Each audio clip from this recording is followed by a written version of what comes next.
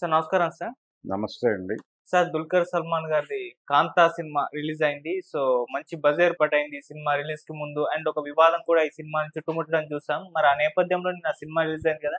ఎలా అనిపించింది? మరి ఇది 'త్యాగరాజ భగవతార్' గారి స్టోరీనేనా? లేకుంటే ఇంకేదైనా మార్పులు, చేర్పులు చేసి తీశారా? సో, ఎంటైర్‌గా దీనిపైన మీ రివ్యూ ఏంటి సార్? త్యాగరాజ భాగవతార్ గారి జీవితానికి ఈ సినిమాకి హ్మ్. ఏ సంబంధము లేదు. అయితే దక్షిణాది సినిమాలు స్టార్డమ్ అనేది మొదలవుతున్న దశలో దర్శకులకి, హీరోలకి మధ్య జరిగేటువంటి క్రియేటివ్ ఏరియాలో జరిగేటువంటి కొన్ని గొడవల మీద ఆధారం చేసుకుని ఒక లైన్ అనుకున్నాడాయన. అందులో హీరో మీద ఒక అభాండం వేసి ఒక కేసులో ఇరికించడం లాంటి ఎలిమెంట్స్ కూడా ఉన్నాయి. అయితే అక్కడ ఆయన గొడవ వేరు. ఆయన తర్వాత కమెడియన్ కృష్ణను, తర్వాత స్టూడియో యజమాని శ్రీరాములు నాయుడు వీళ్ళందరూ ఇన్వాల్వ్ అయ్యి ఒక జర్నలిస్టు మర్డర్ కేసులో ఇన్వాల్వ్ అయి ఉన్నారు. వాళ్ళు 3 ఏళ్ళు జైలు చేసి నిరపరాధులుగానే బయటకు వచ్చారు. అయితే బయటకు వచ్చిన తర్వాత ఆయన కెరియర్ డిస్టర్బ్ అయింది. ఆ గొడవ వేరు అసలు. ఇక్కడ వీళ్ళ ఈగో క్లాషెస్ అంటే ఒక డైరెక్టర్కి హీరోకి మధ్య క్రియేటివ్ డిఫరెన్సెస్ వచ్చి ఈగో క్లాషెస్ వైపు పర్టికులర్గా 2 డైలాగులు సినిమాలో. ఒకటేంటంటే చప్పట్ల కోసం నువ్వు చౌకబారు నటనని ప్రదర్శించకు అని ఓ డైరెక్టర్ గారు అంటాడు హీరోని. హ్మ్. అయితే ఇమేజ్ని నిలబెట్టుకోవడం, మీరు ఇంట్రడ్యూస్ చేశారు, నన్ను పరిచయం చేశారు, ఓకే. పరిచయం చేసినప్పటికీ ఇప్పటికీ నా స్థాయిలో చాలా తేడా వచ్చింది. ఈ తేడా రావటానికి మీరు కారణం కాదు. నా నటనని ప్రజలు మెచ్చుకోవటం, ఆ మెచ్చుకునే క్రమంలో నాకు ఒక ఇమేజ్ ఏర్పడింది. ఆ ఇమేజ్ ప్రాతిపదికగా నేను ఆ సినిమాల్లో ఉండాల్సిన కథ అనుకుంటాను అని చెప్తాడు. అంటే హీరోలు కథల్ని, డైరెక్టర్లని, ప్రొడక్షన్ని డిసైడ్ చేసేటువంటి దశ మొదలైనటువంటి క్రమం అది. ఆ క్రమంలో డైరెక్టర్లు కొంత సఫకేట్ అయిన మాట వాస్తవం నిజంగానే. హ్మ్. అక్కడ ఆ ఆ వాతావరణాన్ని చూపించే ప్రయత్నం చేశాడు డైరెక్టర్. చేస్తూ ఇక్కడ ఇద్దరు మెయిల్ ఇగోతో ఘర్షణ పడుతున్నటువంటి ఇద్దరు పురుషుల మధ్యకి ఒక ఫిమేల్ ఎంటర్ అయితే రాజీ చేయటానికే కావచ్చుగాక వాళ్ళ పరిస్థితి ఎలా తయారవుతుంది అనేది కూడా ఈ సినిమాలో అండర్ ప్లేలో నడిపాడు. ఇది టోటల్గా వాళ్ళు అనుకున్న లైన్. హ్మ్. రెండోది, ఈగో క్లాషెస్లోకి ఎంటర్ అయిపోయిన తర్వాత ఎవరికి వారు సెల్ఫ్ సెంటర్గా మారిపోతారు. స్వార్థంగా ఆలోచించడం అనేది మొదలైపోతుంది. ఎప్పుడైతే స్వార్థపర చింతన మొదలైందో వాళ్ళు పక్క వాళ్ళకి స్పేస్ ఇవ్వరు, పక్క వాళ్ళని వాళ్ళ స్పేస్లో ఉండనివ్వరు. ఈ 2 పనులు చేస్తారు. ఆ 2 పనులు ఈ సినిమాలో ప్రధాన పాత్రలైనటువంటి డైరెక్టర్ క్యారెక్టర్ చేసినటువంటి సముద్రకని, అలాగే హీరో క్యారెక్టర్ చేసినటువంటి దుల్కర్ సల్మాన్, వాళ్ళిద్దరి క్యారెక్టర్లోనూ నడుస్తుంది. దాన్ని వాళ్ళిద్దరూ కూడా అద్భుతంగా అభినయించారు తెర మీద. హ్మ్. ఈ అభినయించిన తీరు వలన జనాలు విపరీతంగా కనెక్ట్ అవుతారు, కథతో ట్రావెల్ అవుతారు. ఇది ఇలా జరుగుతోంది అని ఒక దృశ్య రూపంలో చూపించడు డైరెక్టర్. వాళ్ళ మధ్య జరుగుతున్నటువంటి సంఘటనల నుంచి జనాలు అర్థం చేసుకోవటం కోసం ఎక్కువ అవకాశం ఇచ్చాడు. ప్రతిదీ అరటిపండు ఒలిచి నోట్లో పెట్టినట్టుగా ఉండదు ఆ సినిమాలో. ఇది ఒక డైలాగ్. అంటే తను అంటాడు, జనం చప్పట్ల కోసం నువ్వు చౌకబారు నటనను ప్రదర్శిస్తున్నావు అని. డైరెక్టర్ గారు ఆయన పర్స్పెక్టివ్ ఏంటంటే ఆయన ఇలాంటి చౌకబారు నటన చేయటం వలన ఈ సినిమా ఈరోజు హిట్ అవ్వచ్చేమో కానీ కొన్ని సంవత్సరాల తర్వాత ఈ సినిమా గురించి మాట్లాడుకోరు జనాలు. 10 కాలాల పాటు మాట్లాడుకునే సినిమాని నేను కలగంటున్నాను, నువ్వు దాన్ని 10 రోజుల సినిమాగా మార్చేస్తున్నావు అనేది ఆయన కూడా. ఈయనేమో నువ్వు 10 కాలాలు ఉంటుందా 10 రోజులు ఉంటుందా అనేది నువ్వెవరు డిసైడ్ చేయటానికి, ఇప్పుడు ఆడటం అనేది ప్రధానం. ఈ జనరేషన్కి కనెక్ట్ అయిపోతే ఇప్పుడు డబ్బులు వస్తే ప్రొడ్యూసర్ సేఫ్ అవుతాడు, ఇంకో సినిమా తీస్తాడు. అందుకని అన్నీ ఉండాలి దీనిలో. ఇప్పటి ప్రేక్షకుల అభిరుచులని కూడా గౌరవించి ఆ ఎలిమెంట్స్ని కూడా నడపాల్సి ఉంటుంది. కాబట్టి మీరు మీ మూస ధోరణి నుంచి బయటికి రండి అని డైరెక్టర్తో ఘర్షణ పడుతూ ఉంటాడు ఈయన. ఈ ఘర్షణలో భాగంగా ఒక సినిమా ప్రారంభమై ఆగిపోతుంది వీళ్ళిద్దరి మధ్య. ఆగిపోయినటువంటి సినిమాని హీరోని కన్విన్స్ చేసి మళ్ళీ తీసుకొస్తాడు సెట్స్కి ఆ ప్రొడ్యూసర్. ఈ సినిమా చేయటం ద్వారా మన స్టూడియోని బతికించుకోగలుగుతాం, కాబట్టి మీరు కొంచెం తగ్గి ఈ సినిమా డైరెక్ట్ చేయండి అని డైరెక్టర్ని కూర్చోబెడతాడు. సరే అంటాడు అతను.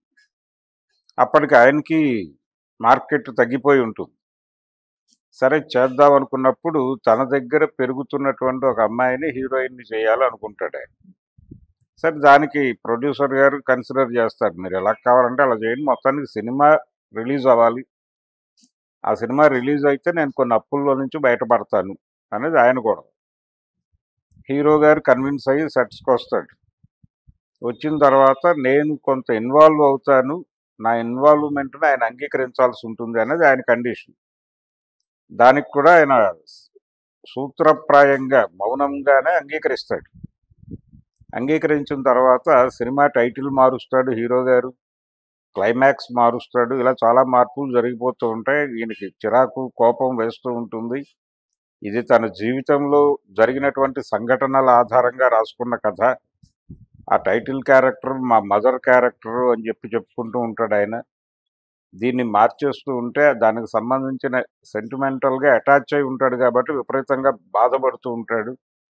ఈ బాధపడుతున్నటువంటి క్రమము, ఈ ఘర్షణలు, ఈ మధ్యలోకి ఆ హీరోయిన్ ఎంటర్ అయి వీళ్ళిద్దరిని తగ్గించి కామ్ డౌన్ చేసి వీళ్ళిద్దరిని ఒక చోట కూర్చోబెట్టి తిరిగి పాత వాతావరణాన్ని తీసుకురావడం కోసం నేను ఏవైనా చేయగలనా అని ప్రయత్నం మొదలుపెడుతుంది. ఆ ప్రయత్నంలో ఆవిడ ఏమైపోయింది అనేది ప్రధానమైనటువంటి కథాంశం.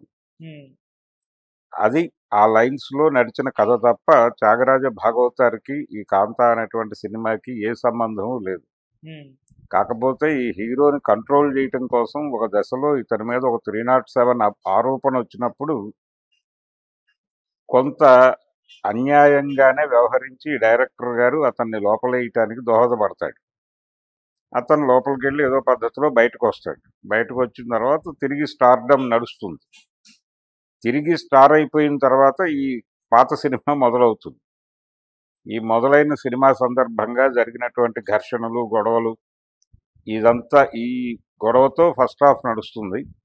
ఈలోపు అనుకోకుండా ఆ స్టూడియోలో ఒక మర్డర్ జరుగుతుంది. ఆ మర్డర్ కేసు పరిష్కరించడానికి ఒక పోలీస్ ఆఫీసర్ స్టూడియోలోనే పోలీస్ స్టేషన్ పెడతాడు. పెట్టిన తర్వాత ఆయన స్టూడియోలో ప్రతి ఒక్కడిని అనుమానించడం మొదలు పెడతాడు. ఆ గొడవతో సెకండ్ హాఫ్ ఎంగేజ్ చేస్తుంది ప్రేక్షకులు. ఫస్ట్ హాఫ్లో కొంచెం ప్రేక్షకుల ఊహలకు వదిలేసిన సన్నివేశాలు ఎక్కువ ఉండటం వల్ల కొంచెం లాగ్ ఉంది, ఇలాంటి అభిప్రాయాలు వ్యక్తమవుతున్నాయి. సెకండ్ హాఫ్, ఫస్ట్ హాఫ్ విపరీతంగా కనెక్ట్ అయిన వాళ్ళకి సెకండ్ హాఫ్ మరీ డ్రామాటిక్గా కనిపించింది. రానా ఎంటర్ అయిన తర్వాత కొంత పోలీస్ ఇంట్రాగేషను, దానికి సంబంధించిన కసరత్తు, ఆ పెయిన్ నడుస్తూ ఉండగా నెమ్మదిగా సినిమా హైప్కి వెళ్తుంది. వెళ్ళిన తర్వాత వీళ్ళల్లో ఏర్పడినటువంటి ఈ సెల్ఫ్ సెంటర్డ్నెస్ వలన వచ్చినటువంటి స్వార్థం వీళ్ళని ఎంత దారుణంగా మార్చేస్తుంది అనేది వాళ్ళకే అర్థమయ్యే పద్ధతిలో కథ నడుస్తుంది. అర్థమైన తర్వాత వాళ్ళకి వాళ్ళే హీనులుగా కనిపిస్తారు.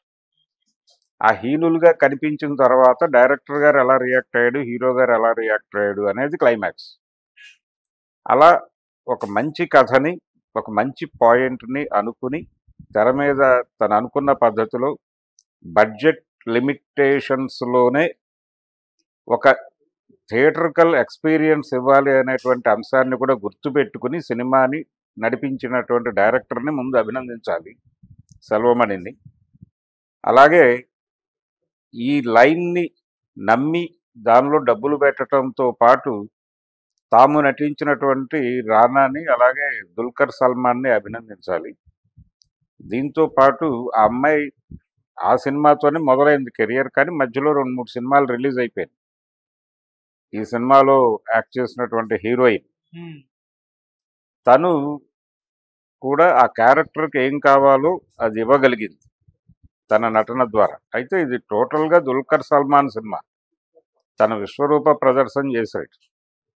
అంటే లేమ్యాన్గా ఇండస్ట్రీకి వచ్చినప్పుడు ఎక్స్ప్రెషన్స్, హీరోగా ఎదుగుతున్న దశలో వచ్చేటువంటి ఆ గంభీరత, అలాగే ఇండస్ట్రీ తనకు అర్థం అవటం మొదలుపెట్టిన తర్వాత తను సూపర్ స్టార్డమ్ని ఎంజాయ్ చేస్తున్నప్పుడు వచ్చేటువంటి ఒక దర్పము, ఇవన్నీ బాగా ప్రదర్శించాడు అతను.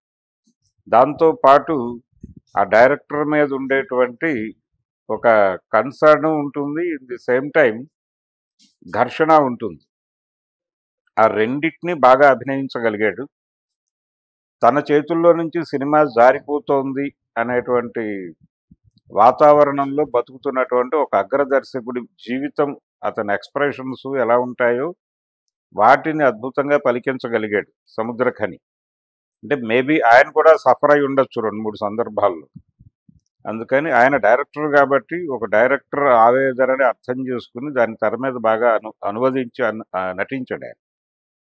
అలా వాళ్ళిద్దరూ అద్భుతంగా యాక్ట్ చేశారు. ఈ ఈఎంఐ కూడా చాలా బాగా నటించింది. తర్వాత రానా వచ్చేసేసరికి తన క్యారెక్టర్ పరిధిలో మాత్రమే ఉన్నాడు ఆయన. అంతకుమించి సినిమాకి ఆయన కంట్రిబ్యూషన్ అనేది కాదు, కానీ ఆ క్యారెక్టర్ని ఎలా పెర్ఫామ్ చేయాలని ఆయన అనుకున్నాడు. డైరెక్టర్ గారు ఏమనుకుని ఆయనకి చెప్పాడు, దాన్ని తెర మీద పలికించడానికి తను పడాల్సిన కష్టం తను పడ్డాడు. కానీ ఎక్స్ట్రాడినరీ అనే అనలేము, కానీ వీళ్ళందరూ చాలా బాగా యాక్ట్ చేశారు. యాక్ట్ చేయటం వలన ఆ సినిమాకి ఒక కళ వచ్చింది. ఆ కళ తీసుకొచ్చినటువంటి ఘనత మాత్రం దుల్కర్ సల్మాన్దే. తను మేజర్ సినిమాకి. ఆ తర్వాతే మిగిలిన వాళ్ళిద్దరూ మెయిన్ పిల్లర్స్ ఆ సినిమాని చెరోవైపు మోసారు. సముద్రఖని, దుల్కర్ సల్మాన్ వాళ్ళిద్దరిని సెలెక్ట్ చేసుకోవడంలోనే సక్సెస్ ఉంది. రానా క్యారెక్టరు ఇంకొక నటుడైనా కానీ అదే లెవెల్లో పెర్ఫామ్ చేయగలిగిన నటులు ఉన్నారు. ఇంకా మిగిలిన హీరోయిన్ క్యారెక్టర్ కూడా ఆ అమ్మాయిని సెలెక్ట్ చేయటం అనేది వాళ్ళు అంటే మొదటేదో ఈ అమ్మాయి చేయగలదా అనే ఒక డౌట్ ఏదో ఎక్స్ప్రెస్ చేశారు అని, ఆ తర్వాత ఏదో 2-3 డైలాగులు చెప్పించి నెమ్మదిగా కథలో ఇన్వాల్వ్ చేశారనేది తను ఏదో ఇంటర్వ్యూలో చెప్పుకుంది. అలా టోటల్గా ఒక మంచి 50ల ముందు అంటే పర్టికులర్గా సినిమా అనేది ఒక కళారూపం నుంచి ఒక కమర్షియల్ ఫార్ములాలోకి ఎమర్జ్ అవుతున్న క్రమంలో హీరో డామినేషన్ ఎలా పెరుగుతూ వచ్చింది, వాళ్ళు సినిమాని ఎలా టేక్ ఓవర్ చేస్తూ వచ్చారు, ఆ పరిణామంలో నలిగిపోయినటువంటి దర్శకులు, నిర్మాతలు, స్టూడియో ఓనర్లు వాళ్ళ పరిస్థితులు ఏమిటి, హీరోయిన్లు వాళ్ళ పరిస్థితులు ఏమిటి, ఈ అంశాలన్నింటినీ తెలుసుకోవాలంటే సరదాగా ఈ సినిమా హాల్లో కూర్చుని ఈ సినిమా చూడటం బాగుంటుంది. Okay sir. ఎంత రేటింగ్ ఇస్తారు? నేను 2.75 ఇస్తానండి. Okay sir. Thank you so much. Thank you.